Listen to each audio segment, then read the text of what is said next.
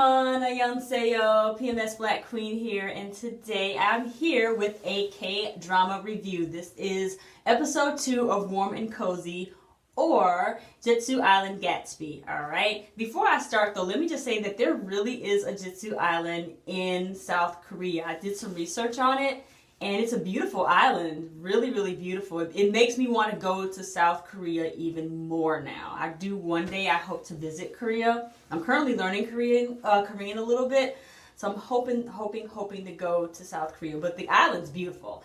I think volcanoes erupt there once every, I don't know, volcanoes don't happen that often. You know, they happen like every 70 years or so. But I remember reading about volcanoes and lava and things like that. But it's a really pretty place. All right, let's get into this review. I've got my notes as usual, guys. You know how I do. Last time we left off, I told you about Jung Joo, which is the girl. She had just lost her fiance. She just lost her job, and she was like, oh my goodness, what am I going to do? And then Geon Woo, which is her twin brother, because she found out in episode 1 that she has a brother named Geon Woo. So Geon Woo has a restaurant on Jeju Island called The Warm and Cozy. So, you know, he feels sorry for her, he consoles her, he understands what she's going through. So he takes her in his car and they drive to The Warm and Cozy. Now when they get to the restaurant and she's about to place her order, guess who walks in? Her ex-fiance and his new girlfriend or his new wife. I'm like, oh my goodness. So they walk in and she recognizes, you know, him, and he recognizes her, and then he turns tail and he runs out of there. So she chases after him, and they run and they stop in front of this house. And this is a house that the two were supposed to buy together and live together on the island. And the house is a shack. I mean, it's really, really bad. It needs a lot of repairs. Everything is torn up. The pipes don't work. There's no running water. Things are falling apart. The roof is falling apart. It's bad. So she didn't know that the house was in this bad of a shape. So she stops and she's like, this is where we're going to live? This is the house? And he was like, yeah, because she was just flabbergasted. She was like, my goodness, what am I going to do? Now she's in an even bigger rut. So she goes back home and she stays in her apartment for a little bit. Geon Woo gives her some food to take home with her on the plane. So she goes back home. She stays in her apartment for a little bit, and then she makes the decision. She's like, I'm going to move to the island, because she thinks that she can turn the house around or turn it into a cafe or something meaningful, you know. And a lot of tourists come, you know, through that area, she found out. So she's figured if it's a cafe or a restaurant, it'll make a lot of money and she'll be okay, you know, since she just lost her job and she needs to make money. So in the middle of all that, Geon Woo, her brother, thinks that she might be sick. I'm not going to say whether or not she's sick or not, but he thinks that she's sick because when they were in the car together, he found a pill bottle on his seat, and it was for painkillers. And he thinks that she's like really, really, really sick with cancer. And like I said, she might be. I'm not going to say if she has an illness or not because I don't want to give it away. But he's really concerned about her. So he's really being overprotective and really coddling her at this point, and he wants her to come back to the island. In fact, I think it was his idea that she should come back to the island and stay, you know, so he can look after her. All right, so she does that. So she comes to the island. She's there to live, and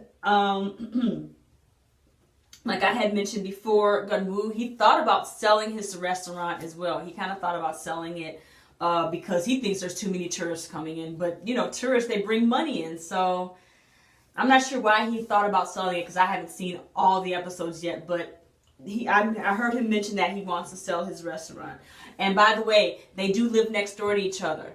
So Geon Woo and Jung Joo, when on the island, they live next door to each other, so that's really decent as well. So he did feel sorry for her, and he wants her to stay with him in his house. So I think she's gonna stay with him in his house, because that place that she has is just it's just run down.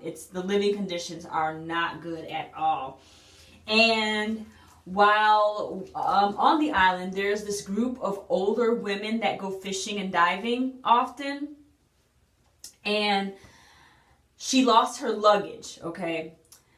So she had to go to the police department to try to find her luggage. And these older women were there because there was a meeting, there's a council meeting, and the mayor was there.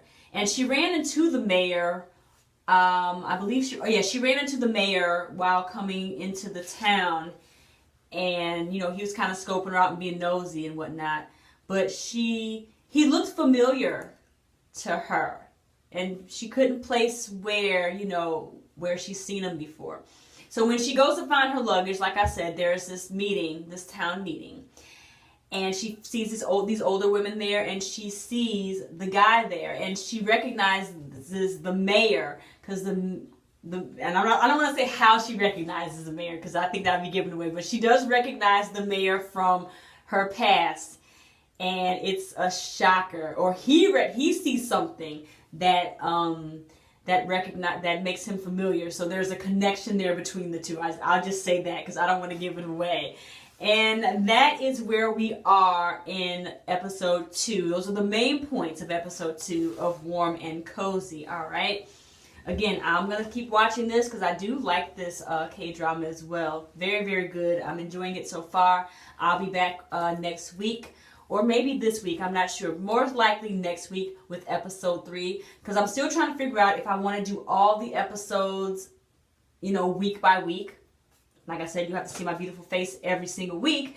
Or do I want to just watch the whole thing and just combine them into one and just come at you with a brief synopsis of all of that, okay? I didn't mention this before, but you can watch Warm and Cozy on Viki. I will leave the link down below. And on Dramafever. I will leave that link down below as well.